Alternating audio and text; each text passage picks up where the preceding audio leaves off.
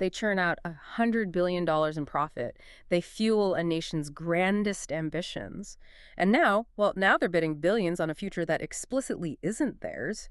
Welcome to Meridian. This isn't just business as usual. It's a high-stakes, trillion-dollar identity crisis playing out right now in real time. It really is. We're talking about Aramco, the world's most profitable company, and it's standing right at a precipice. What we're seeing is this intense boardroom clash. It's got huge national consequences, pitting two very powerful, almost opposite visions against each other. The tension is, you can feel it. Absolutely. So today we're digging into this electrifying conflict that's shaking Saudi Arabia's financial bedrock. Is Aramco basically a fortress built on oil, just designed to pump cash into the kingdom's, coffers? Or is it transforming, like, super fast into a daring venture capital firm gambling on the next big thing? AI, quantum computing, you name it. You're about to hear the strategic struggle. Titans clashing. And this isn't just your typical diversification play. It's way more fundamental. It's a whole system under immense stress, a massive strategic gamble, focusing specifically on 2025, 2026. And it forces this really crucial question. Who actually wins and who loses when a nation's crown jewel starts changing its very DNA? Okay, let's get straight to the numbers then, the ones fueling this fire. At its core, the Aramco dilemma is this. You got a company, right? Made an incredible $106.2 billion in net income in 2024 alone. That's huge. Astonishing figures. And that translates to what, about $85.3 billion in free cash flow? Exactly, $85.3 billion. And this isn't just money. It's the literal foundation of the Saudi state's economic power. It funds everything, from public services to those incredibly ambitious giga projects, like Neom, that futuristic city they're building in the desert. And that's precisely where the realist argument just burst onto the scene. For them, look, Aramco's #1 job, non-negotiable, is to be the world's most efficient, lowest cost producer of oil and gas. Period. Its value, they'd say, lies in its stability, the sheer volume, and its unmatched ability to generate that essential, consistent cash flow. Any big deviation from that. In their view, it's not just a business risk. It's a direct threat to the kingdom's entire fiscal foundation. So the message is basically, don't mess with the golden goose. This profit, especially the dividend, it's almost like a sovereign mandate, isn't it? We saw that base dividend, the fixed payment part, it went up 4.2% year on year for Q1 2025. That's $21.1 billion. Sounds pretty locked in. Oh, it is. That base dividend, it's more than just a financial promise. It's political bedrock. It's a sovereign mandate so strong, it kind of forces Aramco to prioritize national stability, maybe even over purely commercial returns. That's a burden most other global energy giants just don't carry in the same way. It's the lifeblood for the Public Investment Fund, the PIF, Saudi Arabia's sovereign wealth fund. It's what drives Vision 2030. We're talking vast spending commitments, maybe $40 billion to $70 billion a year. Wow. And remember that transfer of another 8% of Aramco's shares to the PIF, that brought its total stake up to about 16%. 16%? Which means the PIF now gets around, what, $5 billion every quarter just from that dividend. It's a direct financial pipeline. Simple as that. Okay, but here's where the plot really thickens, right? Where that identity crisis explodes, there's another part to the dividend, the performance-linked part. That bonus they got when oil prices were high? Ah, yes, the variable part. That thing has just collapsed. It shrank to, get this, only $0.2 billion for Q1 2025. Just a year before, it was $10.8 billion. $10.8 billion down to 0.2. Yeah, that's not just a hit, that's a gut punch. And that right there, that's the catalyst. That's what's driving this intense internal conflict. That bonus cash, which the PIF was absolutely counting on, it just evaporated. So the sudden funding gap for the PIF's really aggressive spending targets forces Aramco's board into this impossible choice. Do they reinvest heavily in the core oil and gas business, try to maximize the chances of getting those performance dividends back up in the future? That's the realist choice. Or do they divert that precious cash into their venture arms, make a high-risk bet to create totally new non-oil revenue streams? That's the opportunist move. The whole debate over replacing that bonus cash is the core strategic dilemma for them in 2025 and 2026. The clock's ticking. It's like a strategic tug of war, isn't it? Billions of dollars at stake, the future of a kingdom on the line. The realists, they point to Aramco's stated strategy, the long-standing one, keep being the world's biggest, lowest-cost crude producer. They're investing to maintain that maximum sustainable capacity MSC of 12 million barrels per day. What exactly does MSC mean for a giant like Aramco? Right, MSC. It basically means their ability to pump that much oil, 12 million barrels, every single day, consistently, without damaging the long-term health of the oil reservoirs. It's a measure of their foundational strength, their long game. So Yeah. from this realist perspective, their diversification efforts, they're not really a pivot away from hydrocarbons. They're more like a strategic deepening within them. Ah, okay, like digging deeper into their existing strengths. Exactly. Take the plan to boost sales gas production by over 60% by 2030. That's centered on the huge Jafurah unconventional gas field, backed by over $25 billion in contracts. Yes, it's moving towards a cleaner transition fuel, but it absolutely leverages Aramco's existing infrastructure, their know-how. It's still firmly rooted in their core business. And their big move into petrochemicals, like buying 70% of SABIC, the Saudi chemical giant, for $69.1 billion from the PIF itself, actually, that's not abandoning oil either at all. That's building a protective wall around the core business, right? Capturing the whole hydrocarbon value chain. Insulating revenue from those wild swings in commodity prices. Seems like a very shrewd defensive play. Precisely. It's about hedging, reducing volatility. And Aramco's CEO, Amin Nasser, he really embodies this realist stance. He's consistently argued that the mainstream narrative, the one about a super-fast energy transition, is, in his words, a fiction that's been oversold and underdelivered. Strong words. Very. He believes new energy sources will complement, not replace, conventional fuels for decades, especially meeting demand from developing nations. That philosophy gives them the strategic justification to just double down on the core business. It's a very public, very clear position he's taking. Okay, so one side, the mighty oil giant, Fortress Aramco, totally committed to hydrocarbons. But then you've got the other side, the opportunists. And they're looking at decarbonization, technological disruption, and thinking clinging only to oil, that's the real long-term risk. Exactly. They see today's oil profits not as the end goal, but maybe as a necessary hedge against becoming obsolete. It's a chance to transform Aramco from just extracting value from the ground to actually creating value from cutting-edge ideas. Their argument is, if we don't move decisively now, we risk being left behind. And they've definitely put their money where their mouth is, haven't they? Aramco has built up this formidable venture capital arm, almost quietly at first, now much louder. They just allocated another $4 billion to Aramco Ventures. That more than doubled its capital, brings the total investment allocation to $7 billion. $7 billion. And you add its Saudi-focused fund, Wed Ventures, with another $500 million, you're looking at a total VC firepower of $7.5 billion. This isn't some small side project or R&D budget. This is a cannonball straight into the tech investment pool. $7.5 billion. That's not a splash, that's a tsunami. And it's not just one big fund, is it? Aramco Ventures itself has 3 distinct funds under that $7 billion umbrella. You've got the Digital Industrial Fund that's for tech that helps their core operations. Makes sense. A sustainability fund for lower carbon solutions also makes sense. But you have Prosperity 7. And this is the most radical, the most telling part. It's a $1 billion fund, explicitly mandated to invest in disruptive technologies and business models outside of the energy sector, purely for financial returns. Wow. This is Aramco acting like a true Silicon Valley-style, sector-agnostic VC fund, completely untethered from its oil and gas origins. Think about that. Aramco, the oil giant, behaving like Andreessen Horowitz or Sequoia. $1 billion just to invest in anything but oil. That's a seriously bold statement, a clear line drawn. And then there's Ward Ventures, that $500 million fund focused on building the Saudi startup scene, right? Fostering local tech companies. So they're not just investing globally, they're actively trying to build a different kind of economy from within Saudi Arabia itself. Absolutely. This scale, this $7.5 billion commitment, it sends an unmistakable signal. A powerful group within the leadership sees Aramco's future not just in barrels of oil, but in bites of data, in technological breakthroughs. And the portfolio they're building is fascinating. They're making these multifaceted bets on AI, everything from foundational AI chip makers like South Korea's Rebellions to cloud infrastructure with Ori in the UK, and enterprise AI platforms like Explain. I saw they even deployed tech from one of their own portfolio companies, DeepSeek, inside their own data centers. That's not just passive investing, that's active integration. Strategic. It is, and it's not just AI. They're plunging into really deep frontier technologies, like strategic investment in Pascal, the French quantum computing leader. Pascal is now set to deploy the first quantum computer in Saudi Arabia because of this deal. Quantum computing, that feels like a universe away from drilling for crude oil. It certainly does.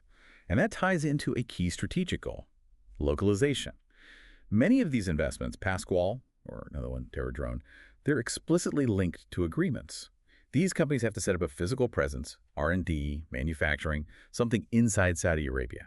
It's about using Aramco's financial clout to build a domestic tech industry, essentially from scratch, directly fulfilling those Vision 2030 goals. It's nation building via venture capital. Okay, but hang on. This sounds like it could involve a massive opportunity cost, right? Like you said, a normal VC fund is just about maximizing financial return, but Aramco has this dual mandate, profit and national service. Couldn't they end up overpaying for a strategic localization benefit that doesn't actually give great financial returns, or maybe picking a local startup over a better international one? How do they justify that potential inefficiency? That's precisely the counter-argument. That's the heart of the tension. Every dollar invested in a high-risk tech startup, maybe one based locally for strategic reasons, is a dollar not invested in a potentially guaranteed high-return oil or gas project, a project that could directly fund the PIF's more immediate, very large needs for those giga projects. The opportunist side argues, look, this is a necessary cost for building a new, sustainable economy for the future, end quote. But the realist side sees it as potentially inefficient, maybe even value destructive. Use of shareholder capital, especially minority shareholder capital. This is where the boardroom is truly at war with itself, where those two visions just collide head on. And the PIF's needs are huge, $40 to $70 billion annually, you said. Yeah, basically insatiable. And foreign direct investment hasn't quite hit the targets they hoped for. The state budget is running deficits. Yeah. All that pressure funnels right back to Aramco and its dividend stream. Aramco is effectively the state's primary banker. That's a unique and heavy burden. And this relationship, while symbiotic, it's got built-in conflict potential, doesn't it? That $69.1 billion SABIC acquisition back in 2020, buying it from the PIF, many saw that as just a way to inject cash directly into the PIF, an internal transfer almost. It was widely interpreted that way, yes. Yeah. A massive liquidity injection for the PIF. And with the Saudi state holding over 90% of Aramco, governance is inherently skewed towards national interests, not necessarily those of independent investors. So what does this mean for you, the minority shareholder watching this? That's a huge question and a huge risk. The company's own IPO prospectus, back when they first listed shares, explicitly admitted it. It said the government might direct Aramco to do projects outside its core business that might not align with immediate commercial goals or maximizing profit. A direct admission. Yes, a direct admission of potential value dilution for the sake of national ambition. Which leads to this persistent valuation puzzle. How do you value Aramco? Is it a pure play, low-cost oil producer like an ExxonMobil? Or is it this unique, quasi-sovereign entity whose valuation has to be permanently discounted because it acts as a state development vehicle? The fear for investors is that large-scale investments in non-core speculative tech ventures will permanently depress the company's valuation multiple. It's that dilution of purpose argument, right? If you try to be both an oil giant and a tech incubator, you might end up not being the best at either. And what about CEO Amin Nasser and all this? He's a career oil man. He's publicly pushing back against those fictions of the energy transition. He sounds like the ultimate realist when he's on stage. He does, doesn't he? Yeah. But that's where the true complexity, the genius maybe, and the immense pressure of his role lies. Because it's under his leadership that the company committed $7.5 billion to venture capital, including Prosperity 7, which, again, invests entirely outside of energy. His administration is signing these major deals in AI, in quantum computing. So it's not hypocrisy. I don't think so. I think it's the embodiment of the dilemma. His public stance protects the core business, reassures the traditionalists, and crucially, secures those massive cash flows the state needs right now. His internal actions, the VC push, that's a pragmatic concession to the political reality of Vision 2030. It's a necessary long-term hedge. He's essentially forced to serve two masters. It's a strategic tightrope walk, unlike almost any other CEO job in the world today. Imagine being asked to sail a supertanker at full speed in one direction while simultaneously launching a fleet of agile, new tech startups going the opposite way. The complexity is just immense. What a tightrope walk indeed. So, okay, looking ahead, 2025, 2026, how do we know who's winning this strategic battle in the boardroom? What signal should you, our listener, be watching for? It really all comes down to one thing: capital allocation. Where the money goes. Every dollar Aramco plans to spend, they're projecting somewhere between $52 and $58 billion in capital expenditures for 2025. Every single dollar represents a profound choice between these two visions, and we'll likely see it play out in two main scenarios. Okay, let's break those down. Scenario A, the realist prevails. What does that actually look like? Right, so if oil prices stay volatile, or maybe dip, and the fiscal pressure on the Saudi government really mounts. Yeah. The Aramco board will prioritize near-term cash flow and dividend stability above everything else. Capital expenditures will be laser-focused on the lowest cost, highest return upstream oil and gas projects. Keep the core strong, the venture capital programs. They'll be maintained, probably, but their funding won't aggressively expand. Growth might stall there. They might even accelerate selling off non-core infrastructure assets, things like power plants, just to generate cash and protect that crucial base dividend for the PIF. This is the path of fiscal conservatism, kind of a holding pattern playing defense. And who wins and who loses in that scenario? Who should you be rooting for depending on what you care about? Well, income-focused minority shareholders, they'd clearly win, right? Stable, predictable, high-yield dividends, that's what they want. The Saudi Treasury also wins. In the short term, they get that reliable revenue stream needed for day-to-day government operations. But the PIF's most ambitious giga-projects, those futuristic cities and resorts, their funding timelines might get stretched out, maybe even scaled back. The emerging Saudi tech ecosystem would get less seed capital, and global tech startups looking for funding, they'd find a major source, Aramco Ventures, becoming much more conservative, more cautious. Okay, makes sense. So then what's scenario B? The opportunist accelerates, the great pivot that the tech world is watching for. Scenario B. In this version, maybe with strong backing from the PIF itself, maybe from the Crown Prince, Aramco doubles down hard on its technology and diversification strategy. A much larger slice of that annual capital expenditure pie goes to the venture capital funds, and maybe even direct investments in non-energy sectors. They demonstrate a significantly higher tolerance for risk. They accept lower near-term free cash flow, maybe even a potential increase in their gearing ratio, their debt level, relative to equity. That ratio already ticked up a bit, from 4.5% at the end of 2024 to 5.3% in Q1 2025. So, a willingness to take on more debt would signal this path. This is the high-risk, high-reward path, aimed at fundamentally transforming the company's identity long-term. And who comes out on top there, and who takes the hit? The clearest winner here is Vision 2030 itself. The PIF gets the high-risk capital it feels it needs to fuel its most transformative, maybe even speculative ambitions. International tech startups, local Saudi startups, they win big. They get access to that massive $7.5 billion pool of patient strategic capital. The losers, at least in the short to medium term, probably those minority shareholders again, they face increased risk dividend cuts, maybe stagnation, potential value dilution if those tech bets don't pay off quickly. The Saudi Treasury also faces more uncertainty near term if dividends are sacrificed for long-term tech bets. And Aramco's own credit rating could face pressure if debt levels climb significantly. It's a huge gamble. Enormous potential payoffs, but equally enormous potential costs if it goes wrong. So as we've seen, this really isn't just about oil prices or the latest tech trends. It's much deeper. It's a strategic dance, a really tense negotiation for the soul of Aramco, you could say. Billions are on the line, and the future of an entire kingdom hangs in the balance. It really is a thriller unfolding right now. Absolutely. Will the realists win out? Will they double down on that hydrocarbon fortress, lock in those dividends the TIF needs right now?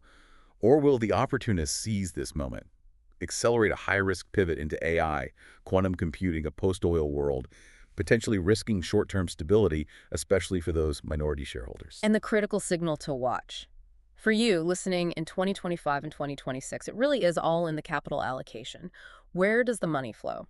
Every dollar Aramco spends tells a story. It reveals who's winning this war inside the boardroom, how much goes into drilling for more oil versus how much goes into nurturing the next disruptive startup. That's the pivotal decision. That's the multi-billion-dollar question. So what stands out to you from this incredible tension? If you had to bet, how would you bet on Aramco's future path? We've just scratched the surface of this geopolitical and economic thriller today. If you found this discussion as gripping as we did, please make sure to like it and subscribe to Meridian right here. Join us for the next pulse-pounding analysis. Until then, keep questioning, keep learning, and definitely keep an eye on those Aramco capital expenditure reports. They'll tell the tale. If you want more no-nonsense stories about power, money, and the systems behind them, subscribe to Meridian Channel.